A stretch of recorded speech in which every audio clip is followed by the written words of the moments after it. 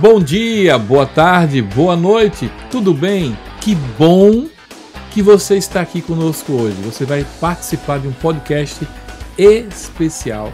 Vai conhecer a história de um grande homem de Deus, pastor Wellington de Melo Santos. Olha só, escritor, pastor e escritor. E me trouxe aqui um livro que é uma bênção, nós vamos falar sobre ele também. Mas vamos saber um pouco mais da história da vida dele, história de vida, história ministerial, como é que ele foi na infância dele, na adolescência dele. Hoje o papo é sobre a história da vida desse homem de Deus. Então, pastor Wellington, muito obrigado por estar conosco. Paz do Senhor Jesus. Paz do Senhor Jesus, meu querido. Seja muito bem-vindo ao programa Me Conta Aí.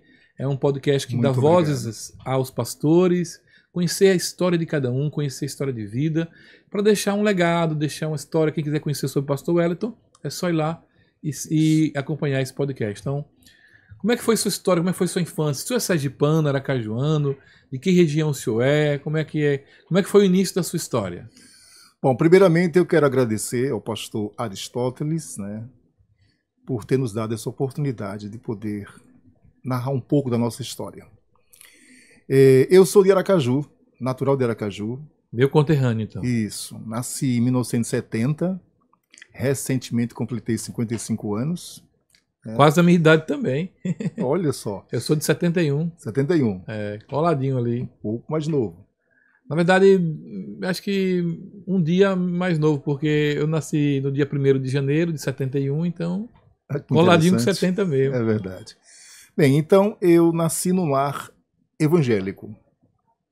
Quando eu nasci, os meus pais eram cristãos evangélicos da Assembleia de Deus e os meus avós maternos também, bem como do lado paterno. Os meus avós paternos também eram cristãos evangélicos. Então, nesse contexto, eu nasci e louvo a Deus por esse privilégio de ter nascido numa família onde grande maioria já servia a Deus. E aí, nesse caso, eu sou a terceira geração, daquela família que lá atrás foi resgatada por Jesus. Primeiramente, a minha avó materna, que era católica, mas tinha uma sede tamanha de Deus, e ela orava durante a madrugada pedindo a Deus para conhecer a verdade. Até que um dia Deus se revelou a ela. Ela foi até a igreja, ouviu a palavra de Deus, ali na Rua Bahia, Assembleia de Deus, e logo depois se converteu. E daí para frente se converteu o meu avô, seu esposo e os meus tios, e a minha mãe, então... Isso foi na década de 70. Isso foi... Não, o meu nascimento foi na década de 70.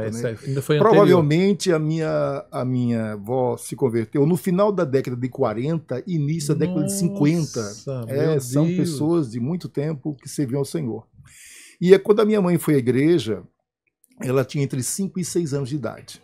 E nessa época de 1940 ou 50 que você está falando aí, já era a Assembleia de Deus na Rua Bahia, já? Sim, a Assembleia de Deus é uma igreja quase centenária, uma igreja histórica. Caramba! E naquele mesmo local? Naquele mesmo local. Então o templo era diferente, entretanto era o mesmo local. E a minha avó foi uma das pessoas pioneiras, na obra de Deus, no trabalho de círculo de oração, na evangelização, o meu avô também. E assim que ela se converteu, a minha mãe tinha entre 5 e 6 anos de idade, acompanhou, então praticamente ela foi criada também desde a mais tenra idade nos princípios da palavra de Deus. E como disse no início, no ano 70 eu nasci dentro desse contexto cristão evangélico. E entendo que para cada vida Deus tem um propósito. Então eu acredito que desde o ventre da minha mãe eu fui consagrado a Deus para a glória do seu nome. O contexto socioeconômico, eu venho de uma família pobre, uma pobreza quase franciscana. Eu não diria franciscana, porque não fizemos voto de pobreza. Sim, mas, só faltou esse detalhe. Só faltou esse detalhe. Mas uma família muito humilde, os meus avós eram da roça, deixaram o interior, vieram aqui para a capital. Na época em que aquela ferrovia lá do Siqueira Campos funcionava. Sim. Vê que tem muito tempo. Eu alcancei aquela ferrovia funcionando e arrumei muita pedra no trem também. Imagino. Eu morava bem em frente ali do trem, ali na Rio de Janeiro. Rio de Janeiro, exatamente. De maneira que, assim, tivemos uma infância um tanto quanto difícil, né? Porque logo quando pequenos meus pais se separaram, né? O meu pai, infelizmente, deixou o evangelho e também deixou a família e ficou então a minha mãe para cuidar de mim, da minha irmã, que eu tenho apenas uma irmã, e os meus avós maternos acolheram a minha mãe e a mim, bem como a minha irmã. Então foram momentos difíceis, que depois, com alguns relatos, eu fiquei sabendo, né? Mas a minha avó, uma mulher de Deus, com muita fé, coragem, determinação, segurou esta carga e praticamente eu posso dizer, eu fui criado pela minha avó materna e pela minha mãe. Então Deus me deu o privilégio de ter duas mães. E aí a minha mãe batalhava, trabalhando no comércio, lutando para sobreviver, e eu fiquei aos cuidados da minha avó durante todo o tempo da minha segunda infância. Bem, acontece que a segunda fase se deu quando nós nos mudamos de Aracaju para Santos, litoral de São Paulo. Como isso aconteceu? O irmão mais velho da minha mãe, que já morava em Santos há muitos anos, veio visitar a mãe e se deu conta que a minha avó estava praticamente sem visão. Ela perdeu a visão, praticamente. Então, dado essa situação, ele resolveu dizer assim para a mãe, olha, eu vou levá-la para Santos, lá teremos condições melhores de a senhora fazer uma cirurgia e voltar a enxergar. Não tem a menor dúvida disso, né? São Paulo, Santos. E dessa maneira, nós mudamos em 1977 de Aracaju para Santos, São Paulo. E ali foi uma nova fase da minha vida. Foi uma diferença grande, né? Sair do Nordeste para...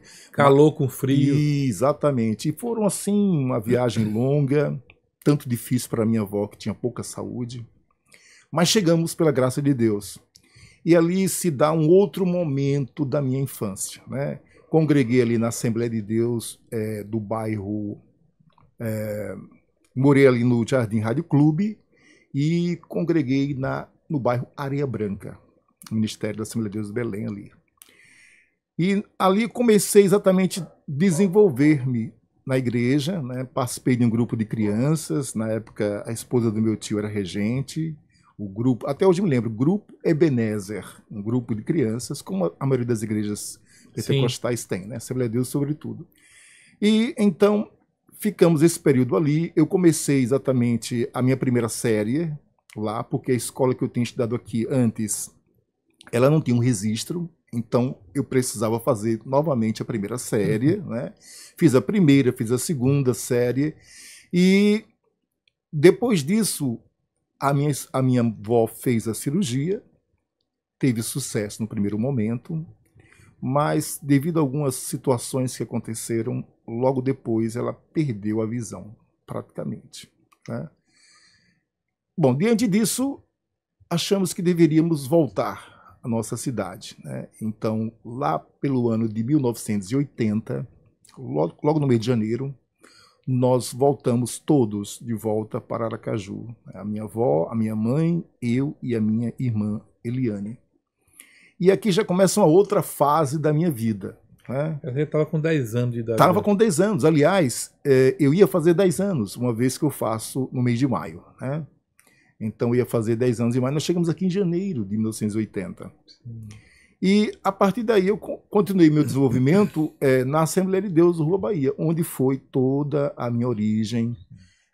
Nessa época ainda era o pastor José Sobrinho, né? Exatamente, o pastor José Rodrigues Sobrinho, que fez inclusive o casamento da minha mãe. E foi ele também que me apresentou, porque as crianças na Assembleia de Deus, elas são apresentadas, né? Sim, sim. Como o Senhor Jesus foi apresentado no templo. Sim. Ele me tomou nos braços e me apresentou, o pastor José Rodrigues Sobrinho, saudosa memória. E ocorre que, a partir daí, eu começo essa nova etapa. Como criança, participei do grupo também de crianças. O grupo daqui da sede era Grupo Filhos de Sião.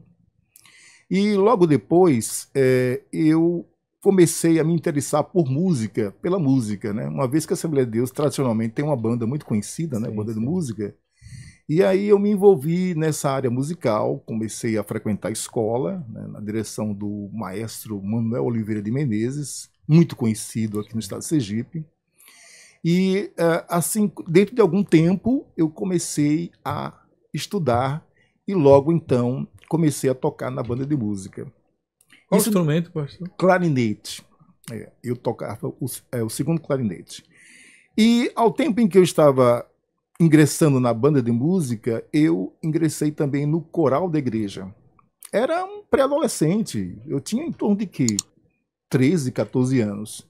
Mas Deus me facultou essa oportunidade, né, de poder estar envolvido tanto na área da música instrumental como no canto coral. Bom, diante disso, houve um despertamento também na minha vida para a área, o campo da evangelização. Certo? Ou seja, Deus fazia sentir que eu precisava me envolver mais no trabalho da evangelização. Isso se deu como? Isso se deu de forma, assim, eu diria, inusitada. Porque mais na frente eu vou revelar a razão porque eu não esperava que eu fosse uma pessoa a qual Deus escolhesse para trabalhar com evangelização. A primeira experiência que eu tive foi quando eu estava estudando a quarta série, quarto ano primário, como se dizia antigamente, ali na escola Rodrigues Doria, no bairro Siqueira Campos. Eu fiz ali a terceira e a quarta série. Rodrigues Doria. Um colégio muito antigo.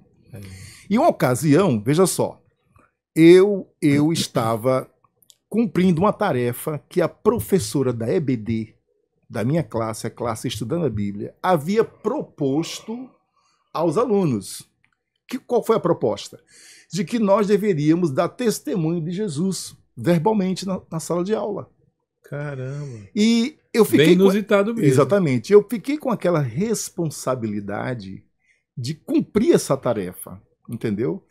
E dessa maneira eu tive diante de mim o primeiro desafio da minha vida em falar em público, porque eu tinha uma dificuldade enorme para falar em público. Eu sofria só em saber que ia falar em público. Você tem uma ideia? Eu tinha uma timidez tão grande que quando o professor começava a fazer a chamada, a professora, porque sempre era uma professora para todas as disciplinas, né? No primário. Eu ficava nervoso só em saber que o meu nome seria pronunciado. E poderia acontecer que na hora eu faltasse voz para responder presente. Sim. Aí eu ficava dentro de mim, escuta só, fazendo assim, presente, presente, presente, presente, presente. Para que na hora que chegasse o meu nome, eu tivesse coragem de dizer presente, numa altura que ela pudesse escutar. Era assim. Eu não entendia por que eu era dessa forma. Eu não entendia. Outro agravante, se assim posso dizer, é que todas as vezes que chegava na página do meu nome, existia uma longa pausa. Porque eu sempre percebi que as pessoas tinham dificuldade de pronunciar o meu nome. Uma vez que é muito mais comum você ouvir Wellington. Mas meu nome não é Wellington, é Eueliton. E ainda por cima é um nome aportuguesado. Ou seja, são letras que é um nome que da forma como se escreve, se pronuncia. Sem ter o LL, o NG, sim, é aportuguesado mesmo. E toda vez que havia uma chamada que o professor pausava, eu sabia que era o meu nome.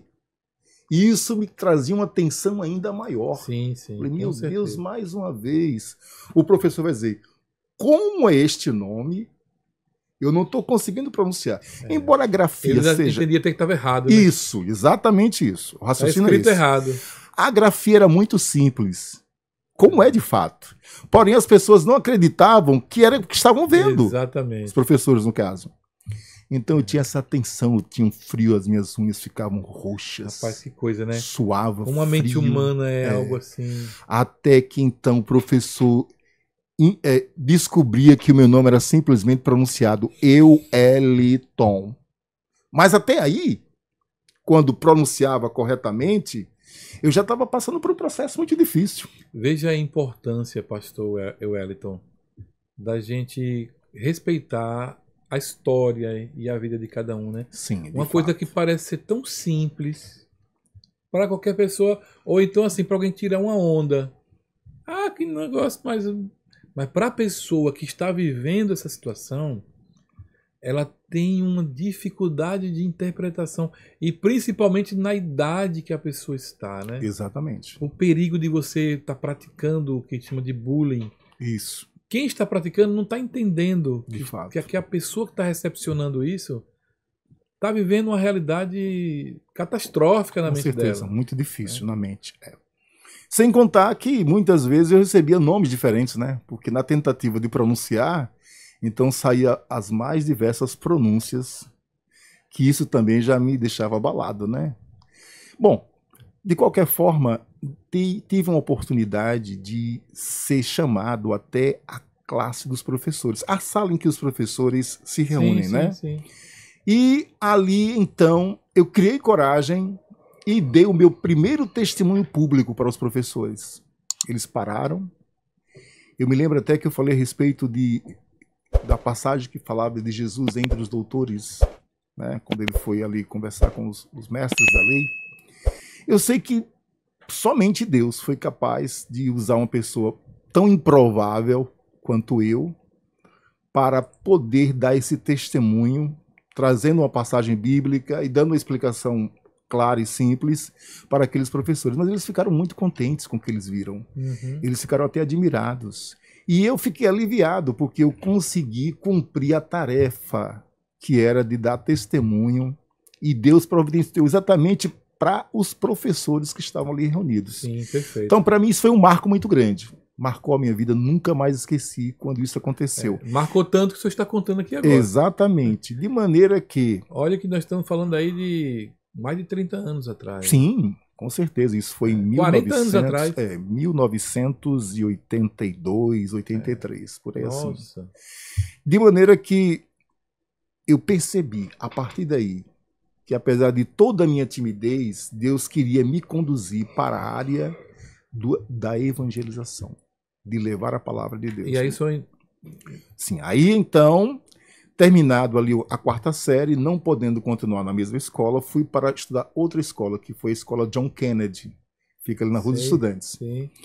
Então aí a gente tem história muito próxima de regiões. Muito próximo, Eu estudei ali do 15 de outubro. Bem ali vizinho. Que é vizinho ao John Kennedy. Exatamente. Então eu fui matriculado ali no John Kennedy, e ali Deus estava preparando para mim, sem que eu soubesse, um novo campo de atuação. Agora, mantendo sempre aqueles limites que eu não sabia explicar às pessoas porque eu era daquela forma. E, ao mesmo tempo, a convicção de que Deus queria me usar do jeito que eu era. Eu fiquei pensando, o que eu posso fazer para evangelizar os meus colegas? No Kennedy eu estudei a 5ª série, a 6ª série, a 7ª série e a 8ª série. E o que aconteceu? Me veio uma ideia, comprar folhetos e distribuir para os meus colegas. Então eu, tendo em mente isso, procurei comprar uma quantidade de folhetos. As condições não eram tão boas, mas eu consegui comprar, acho que uns 40 ou 50 folhetos. E agora o desafio, como eu vou começar a abordar os meus colegas para entregar este folheto? Bom, diante disso eu fiz uma escolha. Eu encontrei um folheto onde o tema era: não entre na lei de crente. O folheto era não entre na lei de crente. E a figura que se apresentava ali era Brutus, o personagem Brutus, tentando entrar em um cano muito apertado. Eu falei, bem, esse tema pode chamar a atenção. E de fato aconteceu. E na época Brutus e Popeye era auge, né? Exatamente. Era auge. É. Diante desse folheto, até tenho ainda um exemplar guardado como recordação. Bem pequeno, texto bem leve e também humorístico, né? No texto se dizia o seguinte, que na verdade não existe uma lei de crente, como as pessoas pensam que existe uma lei. Sim. Mas o que existe é que Jesus Cristo quer salvar as pessoas. Perfeito. E que você não precisa, muito boa. E que você não precisa fazer nenhum esforço para ser salvo. É só crer em Jesus. Sim. E é salvo. Basicamente, o sacrifício já foi pago por ele. Exatamente. O folheto, o tema girava em torno, o texto girava em torno disso. Então, depois disso, eu vi a reação dos meus colegas. Gostaram, um outro criticou, mas acharam engraçado. E não tinham até então lido nada a respeito da pregação do Evangelho. E essa foi a minha primeira experiência como alguém que começou da base, entregando silenciosamente folhetos aos colegas. Mas não ficou só aí. Nas séries seguintes, Deus abriu uma outra porta. Então, cada etapa que eu passava era Deus me treinando para algo maior que viria subsequentemente. O pastor Wellington, o senhor tinha na época consciência clara que todas essas atividades estratégicas era Deus que falava com o senhor? Ou é aquilo ou era a sua percepção atual? Ou é a sua percepção atual que era Deus que estava ali posicionando? Eu não tinha uma percepção tão clara disso. Tá entendendo? Por quê? Porque eu fazia muitos questionamentos a mim mesmo. Do tipo, eu não sou uma pessoa habilitada para isso. Eu não tenho essa vocação. Mas por que algo me impulsionava tanto a fazer? Eu chamei a atenção por esse detalhe porque é exatamente o que deve acontecer com um adolescente numa época como essa. Ele não tem convicção, mas ele se joga. Isso. Se Deus está te impulsionando, isso, se jogue. É bem verdade que hoje no mundo, encontrar um jovem com 14, 15 anos fazendo o que o senhor fazia na década de 80 é algo mais extraordinário que na sua época. Eu acredito que sim, pastor. Por quê? Porque hoje os jovens têm muitas opções, eu não diria opções, desculpe, armadilhas em forma de opções. De fato. Tem a musicalidade distorcida, tem a dança distorcida, tem a rebeldia distorcida, né? Tem a falta de respeito distorcida também, porque hoje você desrespeitar adulto virou como se fosse cultural ou algo desafiador de maneira positiva. De fato, é assim que então, acontece. Naquela época dos anos 80, as pessoas tinham muito respeito. Os adolescentes, os jovens, você encontrava um ou outro que era desrespeitoso, mas não era a maioria que era desrespeitoso. Você tinha toda uma sociedade que tinha um nível de respeito, bença pai, bença mãe, bença avô. 99% das pessoas praticavam isso. Isso mesmo. Então, ver um jovem hoje com 14, 15 anos, um adolescente praticamente, e criar o hábito de evangelizar é algo muito extraordinário. Então, como nós estamos nessa época de hoje, eu queria chamar a atenção de você para interpretar esse fato. Você com 14, com 15 anos, você não vai ter noção clara de que Deus está te chamando. É como Davi, que não tinha também noção do que era ser ungido, rei. É tanto que 14 anos depois é que ele assume o trono de Israel, e porque foi o tempo do preparo ali, os 14 anos ali. Exatamente assim. Então Deus vai te preparando. Olha hoje, o pastor Wellington é pastor de uma denominação, de uma igreja que ele dirige, mas acima de tudo é um cristão de convicção. E olha o que eles trouxeram para mim de presente. Um livro extraordinário, nós vamos trabalhar muito ele num outro programa. Hoje eu quero conhecer só a história da vida dele. Mas eu dei uma pausa aqui para falar sobre isso, porque me chamou a atenção para saber se eu tinha convicção. Porque normalmente a gente não tem convicção. De fato. A gente não percebe que Deus está. Agora, anos depois, a gente parando para pensar, caramba, como Deus me usava e nem eu sabia. Né? Exatamente assim que acontece. E aí o senhor continuou evangelizando? Sim, aí ocorreu que a matéria de português tinha um projeto que, além de ensinar o português gramatical, sim, tinha uma aula de redação. Eu fiquei pensando, como é que se dá isso como redação? Eu sempre gostei de escrever.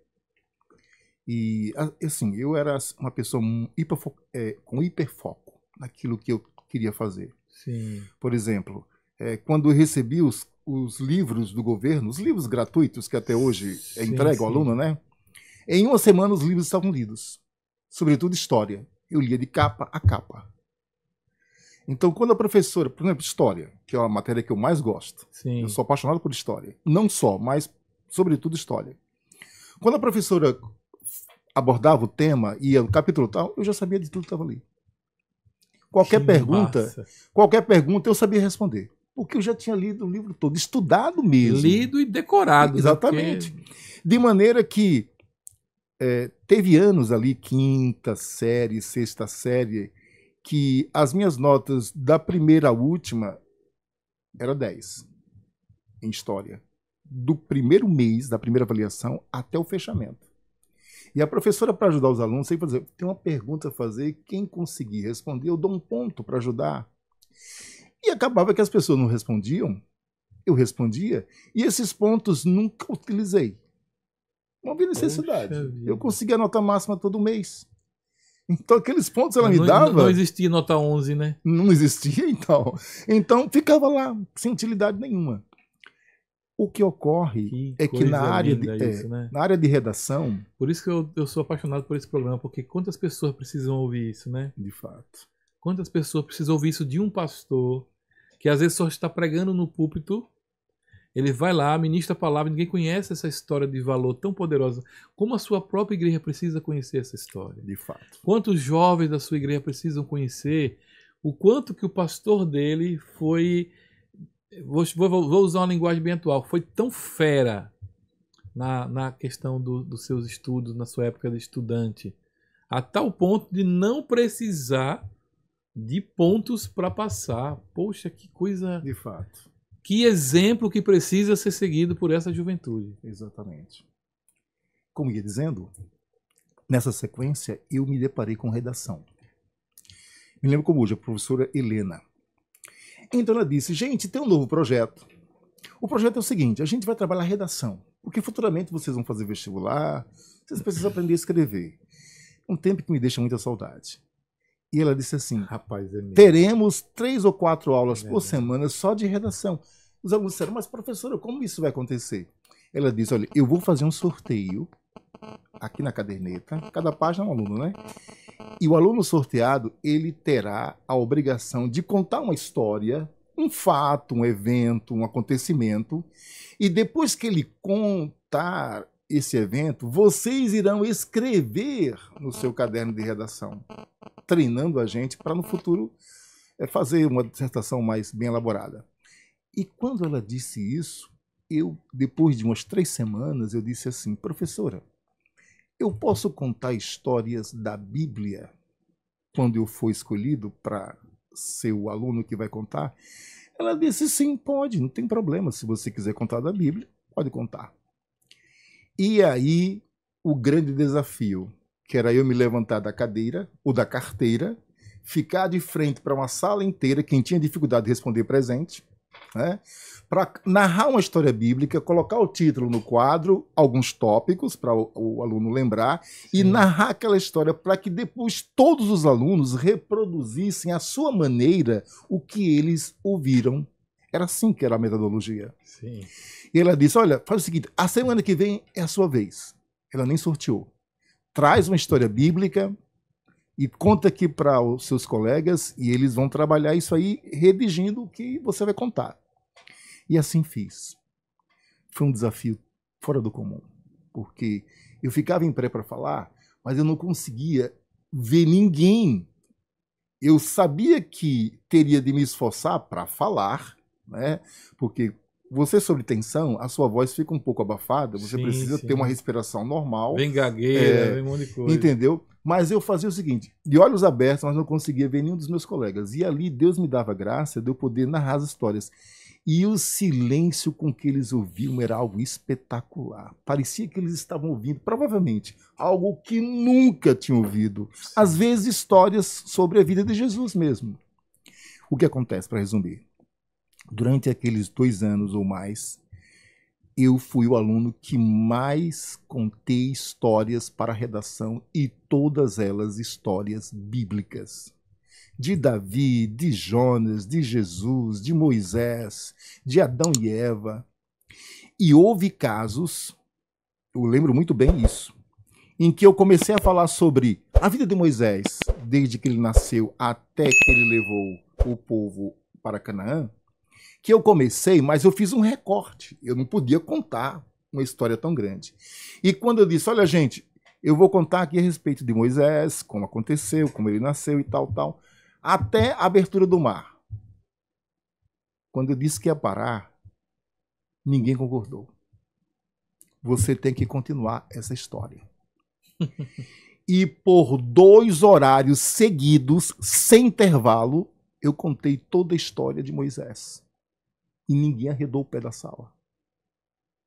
A professora ficava assistindo e dizia, bem, se eles querem ouvir, eu não vou impedir que você continue. A professora interpretou, né, a situação. Né? Porque aí vocês pegam a parte que mais lhe interessa e faz uma redação.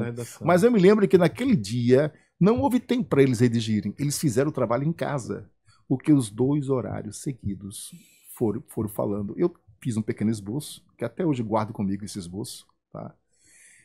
Que eu poderia me guiar. Mas eu narrei toda a história de Moisés até a sua morte. Com detalhes de lugares, acampamentos, os eventos, milagres, tudo. E a turma ouviu com atenção extraordinária.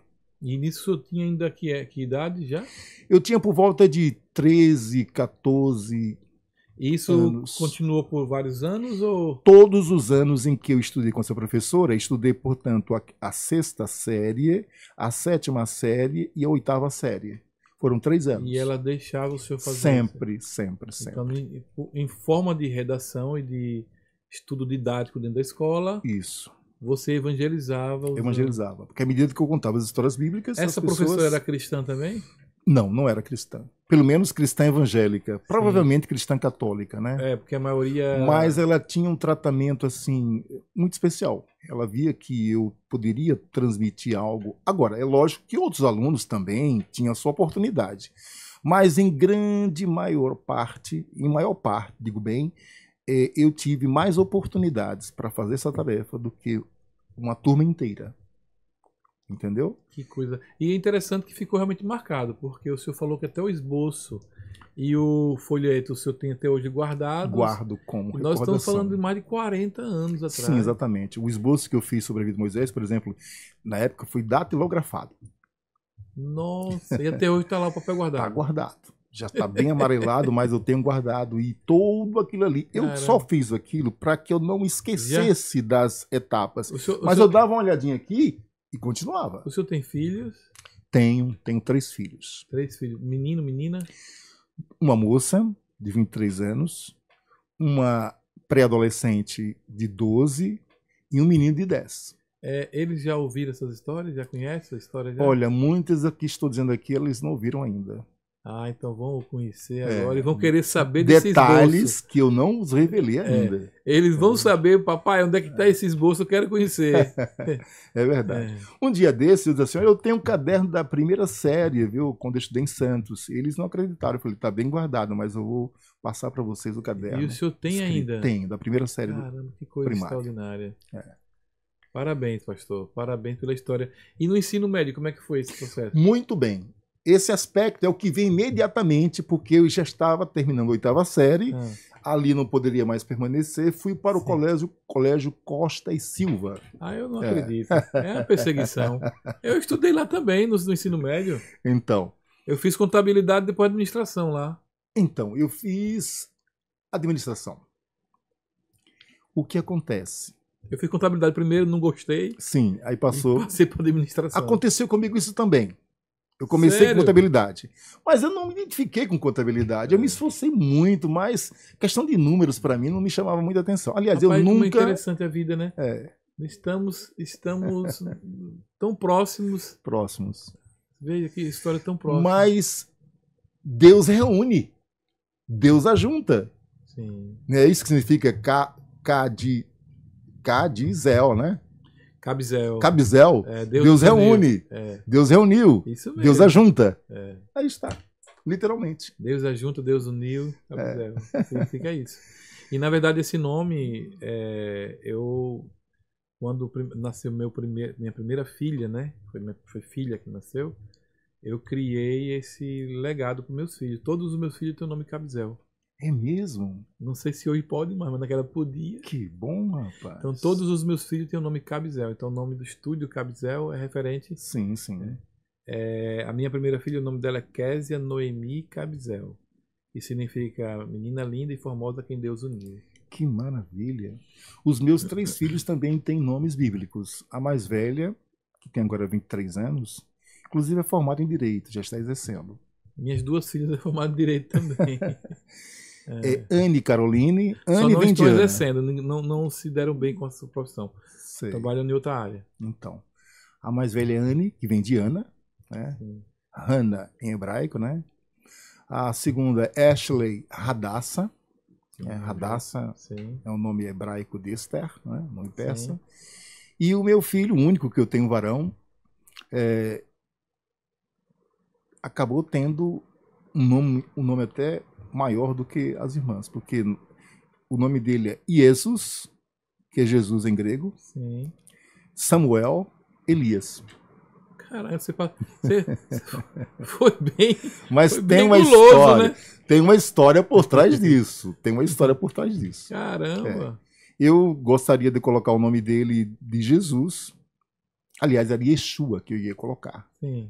Mas aí, eu ia perguntar isso. Normalmente a pessoa coloca Yeshua. né? O Joshua, né? É o Joshua. Exatamente. Então, quando eu revelei esse segredo que estava no meu coração, foi um impacto muito grande para as pessoas.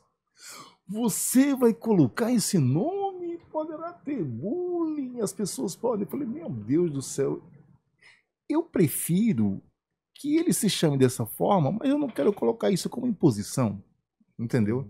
Porque não colocar Júnior? Não, eu homenagear a mim mesmo, eu não quero fazer isso. Que alguém faça. Aí, então, nessa tensão, coloca, não coloca, eu falei, bom, vou buscar um outro termo. Vamos colocar Jesus. O avô materno, que faleceu quando ele não havia nascido, quando soube que a minha esposa estava grávida de um varão, disse assim, você já tem um nome para ele? Aí ela disse, estamos pensando sobre isso. Ele disse, eu gostaria tanto que o nome dele fosse Samuel. É tão bonito, Samuel. Ele revelou esse desejo. E pouco tempo depois ele faleceu. Minha esposa estava grávida quando ele faleceu. Uma outra história. A bisavó materna manifestou o desejo de que gostaria que fosse Elias. Porque Elias era o nome do pai dela, e etc e tal. E agora? Como decidir esse páreo? Contemplou todo mundo, rapaz. Então, quando eu cheguei no cartório, já estava decidido. E não avisei para a mãe que entrariam os 3. Falei, pronto. Vai ficar Jesus, o profeta maior. Elias. Vai ficar o segundo profeta Elias, aliás, Samuel. E o terceiro profeta Elias. Ficou Jesus, Samuel Elias de Melo Santos. E ele hoje é chamado de qual nome? Mais por Samuel. Então acabou dando mais ênfase ao que o avô Exatamente. faleceu. Era o desejo dele. Antes de ele falecer, ele manifestou essa intenção. Então no ensino médio, pastor, voltando aqui para sua história, no ensino médio o senhor continuou também tendo essa mesma abertura? Como ia dizendo, chegando no Costa e Silva, que hoje é a Escola Professor João Costa, né? Mudaram o nome. Mudaram o nome porque ele era general. Essa história eu já ouvi por aí. O que acontece? Eu pensei assim, o que eu posso fazer a partir de agora? Eu pude perceber que a cada etapa eu estava avançando para algo que mais tarde se concretizaria. Então eu pensei, aqui eu preciso também fazer o trabalho do Senhor. Levar o evangelho, escola grande, 22 salas de aula. Era imensa. Imensa. Eu ali estudando o primeiro ano, pensei. A primeira coisa que veio à minha mente, como é que eu posso ter contato com esses colegas? Porque eu tinha dificuldade de relação social com as pessoas. Eu tinha uma timidez extrema. E de maneira que isso era o grande óbice, o grande empecilho para mim, era poder me relacionar e conversar com as pessoas. Tinha situações durante o dia que eu passava a tarde inteira e não falava com ninguém. A não ser que eu tivesse uma pergunta a fazer. E era outro problema, como eu poderia abordar o professor para fazer uma pergunta em público. As pessoas olhando para mim. Tudo isso, mais na frente você vai entender. O que ocorre? Eu resolvi fazer uma carta evangelística. Escrevi uma carta padrão. Solicitei o nome de todo o endereço de todos os meus colegas. E nas férias do meio do ano, eu mandei essa carta pelo correio para todos eles. Entendeu? Foi o e-mail da época. Né? Muito bem, o e-mail da época. Tirei cópia, certo? Que foi uma carta padrão.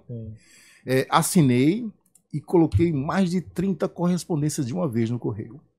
Durante as férias, todos eles receberam. Aí aquelas pessoas com quem eu gostaria de ter contato, mas não conseguia, e elas também, por sua vez, não me achavam uma pessoa interessante, achavam uma pessoa esquisita, muito calada, muito introspectiva. Depois que voltamos das férias, todos me abordaram. Eu, Wellington, recebi sua carta. Eu fiquei muito feliz. Eu estou agradecido porque você lembrou de mim. Aquela mensagem foi muito boa. Moças, rapazes, todos vieram até mim para agradecer pela carta recebida. Teve deles que até mostraram assim, olha, recebi na minha casa, o correio trouxe. Quando eu vi que era você, eu fiquei surpreso. E todos leram. Então, se todos leram, como de fato aconteceu, foram evangelizados. Sim. Porque a carta era uma carta cristocêntrica. Eu falava de salvação, de Jesus Cristo, da necessidade deles conhecerem Jesus. Esse foi o primeiro contato. Mas depois disso, eu fiquei pensando, eu tenho que trabalhar em uma escala maior. Porque esses são os meus colegas de classe. E todo o restante da escola. Foi quando me veio à mente criar um grupo de estudantes secundaristas, como se chamava antigamente, né? Sim, sim. Evangélicos, que se organizassem e fossem às salas de aula nos intervalos para falar de Jesus. Esse era o ano de 1988. Mas como fazer isto? Logo eu, que tinha uma dificuldade tremenda de me relacionar e conversar com as pessoas, eu orei nesse sentido, porque a cada dia eu já sentia a convicção que eu precisava fazer isso, embora não me achasse a pessoa preparada para exercer. Executar a função. Né? Exatamente, porque era um desafio ainda maior do que os desafios que eu encontrara no passado. Sim. Passado recente, né? E aí eu comecei a entrar em contato com os meus colegas, identifiquei que era evangélico e disse, olha, eu tenho um pensamento. O meu pensamento é o seguinte, formarmos um grupo, reunir esses evangélicos. E nos intervalos, a gente sai da nossa sala com folhetos, vai até as classes, pede para eles entrarem e fazerem silêncio e vamos pregar sobre Jesus. Os gideões haviam passado recentemente por lá e fez uma distribuição vasta, como eles fazem sempre, dos Novos Testamentos. É dos Novos Testamentos. Isso. Então, favoreceu muito o nosso campo de evangelização. E aí eu disse, vamos denominar esse grupo como grupo Juventude Estudantil Cristã, aberto a todo e qualquer jovem evangélico que queira voluntariamente evangelizar. Então, com o tempo, ele passou a ser conhecido pela sigla JUEC, Juventude Estudantil Cristã. E aí, em um dado momento, eu disse, eu estudava sempre à tarde, após o horário, eu quero falar com alguns de vocês. Aí fui lá pescando um e outro e tal. Falei, depois das 5h30, vamos aqui à sala para conversar. E aí eu participei pela primeira vez, tornei público o meu pensamento e o meu desejo. Falei, eu chamei vocês aqui porque a minha intenção é que formemos um grupo para evangelizar os nossos colegas. Todos que estavam ali concordaram. Mas acontece que havia um choque de horário, às vezes ocupações. Fizemos a primeira tentativa de uma reunião que definisse tudo o que iríamos fazer, como iríamos fazer, qual seria a abordagem, o método.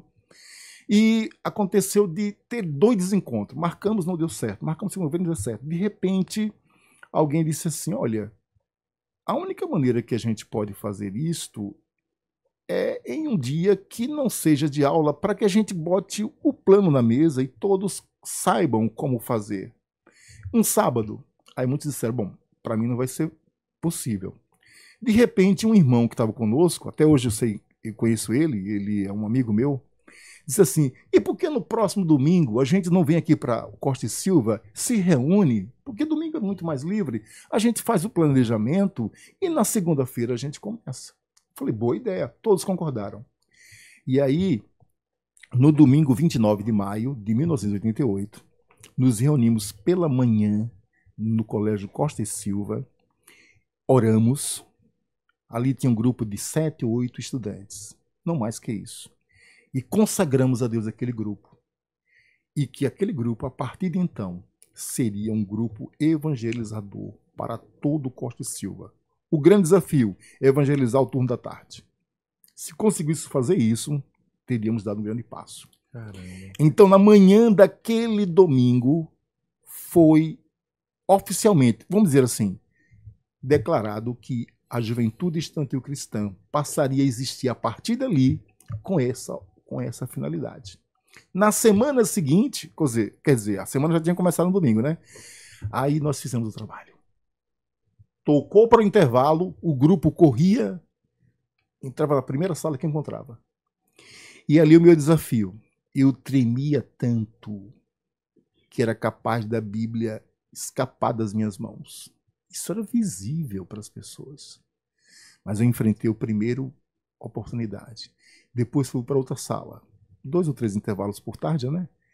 E aí, pronto, o grupo deslanchou e todas as turmas ouviram falar de Jesus através desse pequeno grupo. Pastor Wellington, eu estou tentando aqui trazer a minha memória, esse período, voltando lá em 88, e eu estou recordando que eu estudava nessa época lá. 88? Em 88. Eu estava com 17 anos na época. À tarde? À tarde. E eu me recordo desse fato de entrar um jovem, não me recordo com detalhe a pessoa, mas me recordo dele entrar da boa tarde, eu sou da juventude e tal, estou falando de Jesus e tal, vim falar de Jesus para você. E na época eu era roqueiro, eu servia uma tribo chamada Headbangs, fazia parte dessa tribo.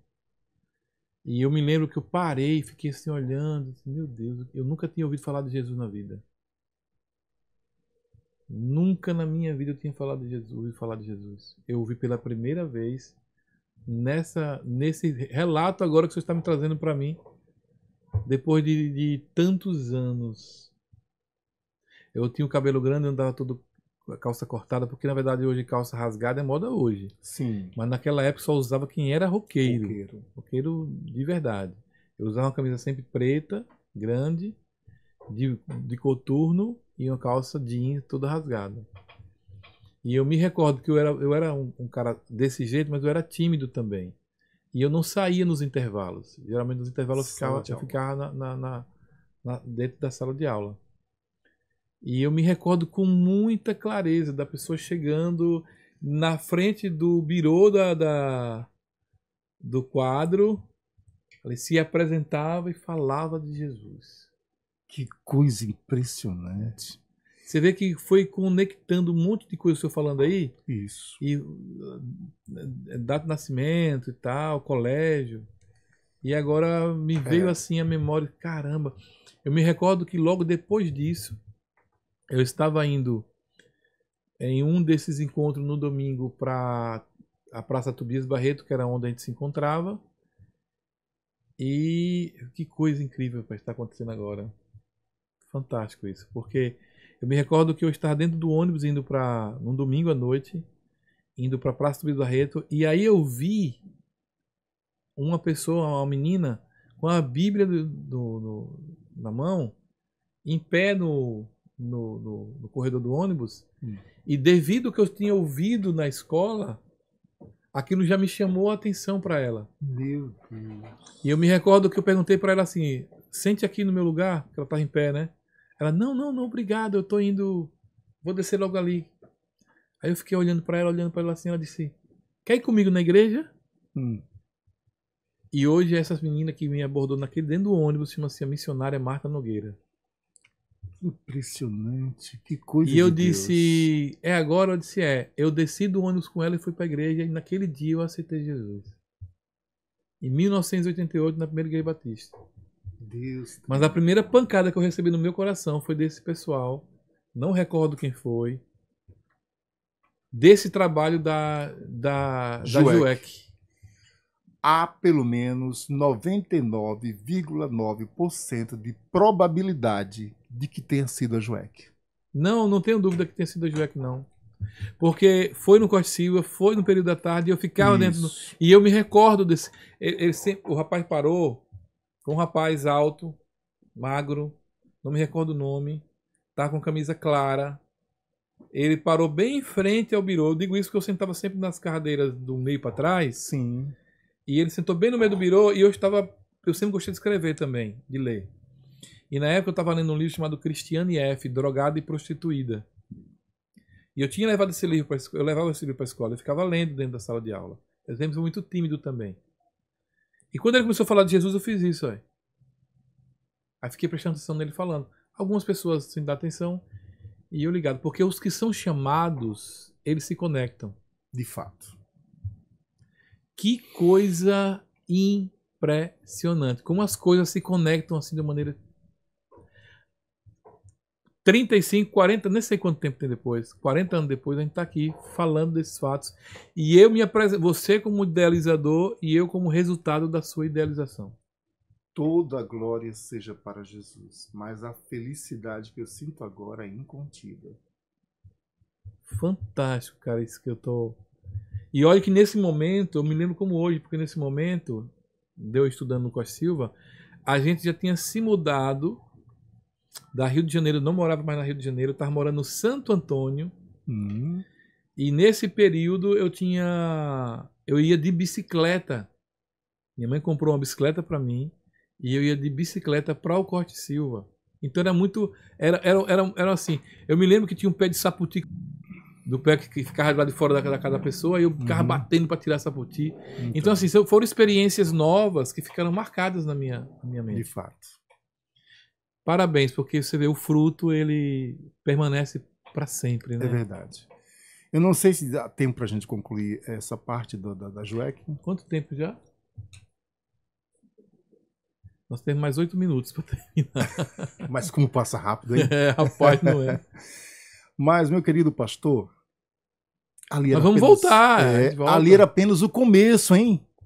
Sim. A JUEC cresceu de uma forma extraordinária. Que um mês depois já estávamos na segunda escola, que foi a Escola de Ensino Integral John Kennedy. E dali para frente não parou mais. Eu me lembro depois a gente chegou na universidade, a Aliança Bíblica Universitária, que foi a ABU. Sim, de fato, a ABU. Teve uma época que também teve a Juvese. Ouviu falar da Juvese? Não, pelo menos eu ouvi falar, não conheci muito de perto. Mas a JUEC fez um trabalho... Eu conheci a Jubrac também. Jubrac eu conheci. Sim. Foi a Juventude Brasil para Cristo. Certo. Eu sei que, para resumir, porque o tempo já está exíguo, nós distribuímos de 1988 até 1993, foram 5 anos de evangelismo ininterruptos. Só parávamos nas férias. Então, nós distribuímos, porque tudo era contabilizado, tudo era feito, anotado, nós distribuímos cerca de 100 mil folhetos ao longo desse tempo e visitamos mais de 100 estabelecimentos de ensino de Aracaju. Mais de 100. Contando também colégios particulares, Sim. Que não é a maioria, mas também visitamos. As portas sempre foram abertas. Realizávamos Senescs. Sabe o que é Senesc? Não. Campanha de evangelismo nas escolas. A aula era interrompida, ou seja, o período letivo ali naquele dia era interrompido para a realização de um culto no galpão da escola. Isso aconteceu muitas vezes no Costa e Silva, em outras escolas. Então, quando diz assim, vamos ter uma Senesc, era o batalhão todo presente, gente que vinha de vários lugares. A gente pregava a palavra de Deus, levava um grupo de louvor com bateria, guitarra, baixo, para poder levar adiante a música, que atraía muitos jovens, e depois entrávamos com a palavra. E Jesus salvou muitos jovens. E o que acontece? Quando eu coloquei na minha denominação, à época, de que eu ia entrar na escola, e que já estava entrando, muitos duvidaram. Você não vai conseguir fazer um negócio desse. Interromper a aula. Eu falei, assim, pronto, eu tenho que lhe dizer que já estamos interrompendo.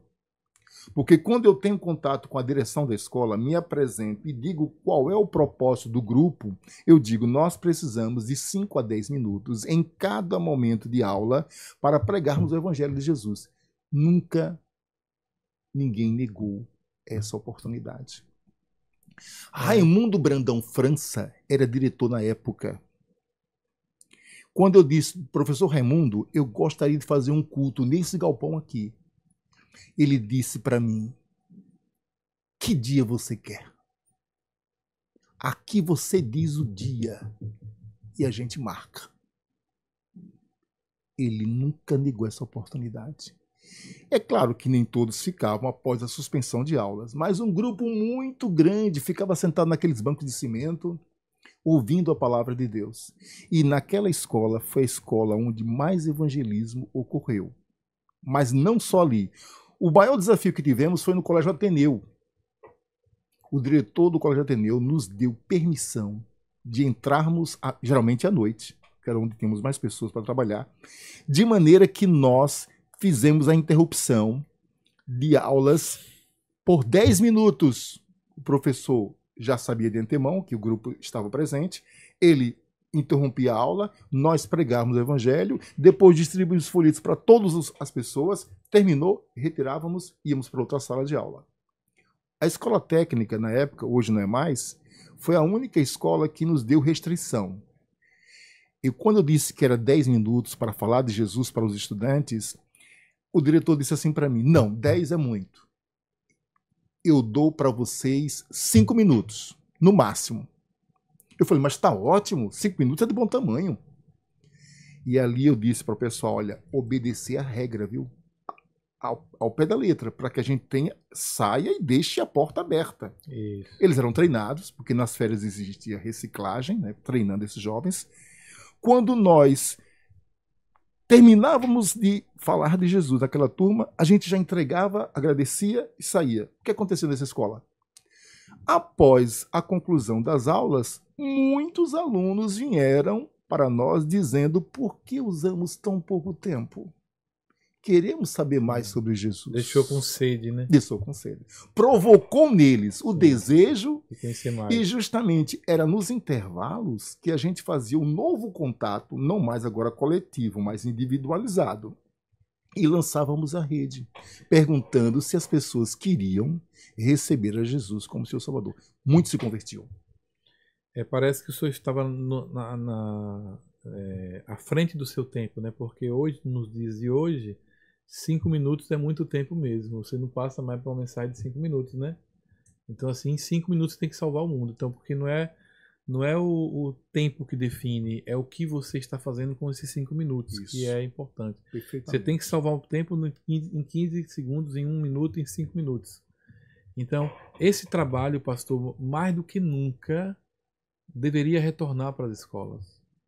As escolas estão infestadas de pragas ideológicas, de processos destruidores, que na época não era tanto naquela época. Não, em relação agora era muito menos. Então, assim, acredito eu que as igrejas, né, que estão compromissadas com o reino de Deus de verdade, não as que estão compromissadas com o seu próprio umbigo, não aquelas que viraram negócio, deveriam se inspirar em projetos como esse, e voltar a fazer esse tipo de trabalho, porque as escolas estão perdidas, perderam o rumo das escolas, transformaram elas em processos ideológicos, ideologia de gênero, tá um sexo fluido e não sei o quê. De fato. E virou uma bagunça. E eles não estão sabendo como retornar mais. De fato. Abrir os portais do inferno dentro das escolas. Literalmente. E não estão sabendo o que fazer mais. Mas, pastor, a gente precisa fazer um segundo momento. Precisa convidar o senhor para a gente voltar. Eu quero saber como é que iniciou o processo da sua história ministerial. Aí a gente tem que falar um outro programa para falar sobre isso. Certo. E eu quero só deixar um detalhe. Depois de 5 longos anos de evangelismos ininterruptos, em mais de 100 escolas, aqui em Aracaju, Barra dos Coqueiros, Itabaianinha, Laranjeiras, nós nos estendemos para outras cidades. São Cristóvão, a JUEC foi barrada e embargada. E o trabalho sofreu uma derrocada muito grande. Mas provavelmente isso vai ser assunto para depois. Por favor, vamos voltar nesse assunto sim, porque me deixou agora curioso de saber o que é que levou um projeto como esse a ser paralisado. Exatamente, né? paralisado. E outra coisa, quero inspirar o senhor a ser motivo de escrever um próximo livro. Eu recebi aqui esse livro maravilhoso, que eu sei que, porque aqui já contém assuntos que eu sou altamente interessado, porque vejo que a igreja atual, ela está realmente vivendo o que fala aqui, ó, a luz da reforma, tá aqui, ó, a luz da reforma e as trevas da igreja mais de 500 anos. E as trevas da igreja mais de 500 anos depois. Isso aqui tem muita informação importante. As pessoas precisam entender que quando a gente fala sobre isso, a gente não está criticando a igreja. A gente está fazendo o nosso papel de alertar. Nós somos chamados como atalaias. Atalaias é que prevê, fica lá alertando.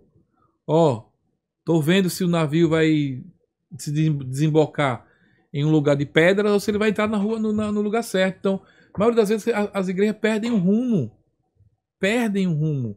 Você vê, nós falávamos nesse instante no programa anterior que o processo hoje de crescimento das igrejas se dá por divisão, por exemplo. Como que alguém pode acreditar que isso é algo normal? De fato. Mas Deus abençoa. Deus vai sempre abençoar, porque o papel de Deus é abençoar sempre. O papel de se conscientizar é nosso. É nós que temos que nos conscientizar. Um trabalho, por exemplo, desse da JUEC, precisaria retornar urgente para as escolas e que todos os pastores abraçassem com força. Porque a maioria dos jovens, crianças, adolescentes estão sendo aliciados. Se você for no meu Instagram hoje, pr.alibrito, você vê um vídeo que eu publiquei hoje de um jovem tomando tapa na cara dentro de sala de aula e ele, coitado, o formato do perfil dele é de não reagir. Mas sendo vítima de outras pessoas. Porque se fosse comigo na época, meu irmão, papai, aí o negócio tava feio, porque eu ia pra cima comendo dente. Mas hoje tem uma geração que é assim, ó. Aí toma na cara, toma tapa na cara, toma apanha, pinta e borda, e o cara fica lá quietinho, sem se mexer. Então tem que ter alguém que defenda, gente. E melhor defesa que o evangelho não tem, porque o evangelho cura a pessoa que está na situação apanhando e conscientiza aquele que está batendo. Só o evangelho faz isso. Pastor Wellington, muito obrigado. Deus te abençoe, Deus te guarde, Deus te proteja.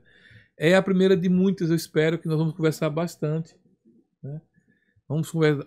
Aqui a diretora está me pedindo para convidar o senhor a próxima semana. Pode ser. Se for possível, o senhor já está aqui para a gente voltar ao tema novamente. E vai ter episódio 2 para a gente falar mais e chegar por que a JUEC foi desfeita. Isso. Sofreu essa situação. Isso. E vamos pensar na possibilidade dela voltar. Amém. O senhor está preparadíssimo, jovem, novo, tem muita atividade. E quem sabe outras pessoas vão se chegar assim, pastor, vamos fazer esse trabalho. Porque não é pelo templo, não é pelo processo da igreja como instituição religiosa. É pelo jovem das igrejas, gente. É porque lá nas escolas está um mal hoje acontecendo. As atividades do inimigo, eles deixaram os bordéis. O inimigo não se preocupa mais com bordéis. Não se preocupa mais com baladas. Ele não se preocupa mais com isso. Porque isso ele já sabe que ele já tem. Já é dele. Vai numa balada, vai num baile funk, como tem no Rio de Janeiro. Quem quer, mas sabe que lá vai encontrar bronca. Mas uma escola, as pessoas de bem têm que colocar seus filhos aonde? Nas escolas. Então é preciso que as igrejas, os homens de bem, as pessoas de boa vontade, os homens de Deus, as mulheres de Deus, precisa aproveitar o seu tempo na sua geração para impactar lugares como escolas. Porque tem muitas igrejas e pouco reino de Deus. Igrejas por cada bairro tem centenas. E o que é pior? Se abre um prostíbulo perto de uma igreja, o pastor não se incomoda. Aquilo não incomoda ele. Mas se abrir uma igreja próximo dele, ele já fica preocupado. Vem roubar as minhas ovelhas. Ao invés de recepcionar o outro irmão, relacionar, criar ambiente de relacionamento. Pastor, vamos ganhar esse bairro juntos, vamos pregar o evangelho, como eu vi acontecendo em São Miguel, Barra de São Miguel. Os pastores se uniram lá e mudaram a história daquela cidade. Até os dias de hoje, Barra de São Miguel, Barra de São Miguel, meu Deus, é São Miguel de alguma coisa. São Miguel dos Campos, desculpe. Não é Barra de São Miguel, é São Miguel dos Campos. Eu fui pessoalmente conhecer a igreja unida, sem a divisão, respeitando o espaço de cada um, as diferenças de cada um, se uniram para dominar. Os prostíbulos da cidade de São Miguel dos Campos fecharam, meu amigo, por falta de cliente, porque as pessoas estavam se convertendo em massa. Eu fui num dia de evento lá, onde a Ludmila Ferber, que ainda estava viva, cantou, e lá foi financiado pela prefeitura o evento, mas ninguém politicamente se falou no evento. Mandaram vídeos gravados, eles botaram na tela todo mundo falando, cada um minutinho ali, e acabou, e começou-se o evento. Foi um negócio extraordinário que eu vi naquele lugar. Então é possível a unidade, mas só é possível como? Quando pessoas como eu, como o pastor Wellington, começam a fazer alertas. A igreja precisa se reunificar. O Drex está chegando aí, e muitas das igrejas vão pegar dormindo. Porque o Drex vai criar uma possibilidade de inanição das igrejas. Porque é só ir lá desabilitar a conta. Cria lá um subterfúgio e tal, você está contra, você fez isso e tal, e vai lá desabilita, não tem mais dinheiro físico para você comprar nada, e aí você já era. Precisamos voltar a ser comunidade. Meu amigo, o negócio está apertando, então vamos se unir, mas unir de verdade, pela essência que o evangelho é, tá bom? Que Deus te abençoe, Deus te guarde, Deus te proteja. Até o próximo, me conta aí. Mais uma vez, pastor Wellington, muito obrigado. Obrigado pelo presente. Vou ler e vai fazer parte do acervo aqui do nosso instituto, tá bom? E vou devolver o presente quando tiver meu pronto para o senhor, quando chegar o meu livro, A Mente Vence Música, que vai chegar em setembro, tá bom? Deus te abençoe, Deus te guarde. Até o próximo.